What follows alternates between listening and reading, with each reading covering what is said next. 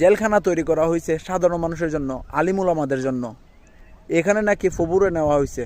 এখন চিন্তা করে দেখলাম ফবুকে আবার ওখানে দেখা যায় ইসকন কোম্পানির প্রতিটা মানুষ এক একটা ফবু।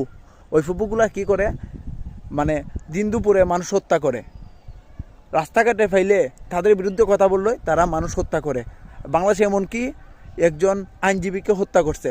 এটার দায়ে তাদের একজন ফবুকে জেলে নেওয়া হয়েছে। এটা নিয়ে তাদের কি মায়া কান্না। তারা ভারতে আর বিভিন্ন দেশে তারা মিছিল মিটিং করতেছে বাংলাদেশিদের বিরুদ্ধে। আমরা নাকি সংখ্যালঘুদের উপর নির্যাতন করতেছি, তারা যেন মানুষ মেরে লায়, এটা কোনো মানে বিষয় না। এটা তাদের ফবু হলতে তাদের একটা ক্ষমতা।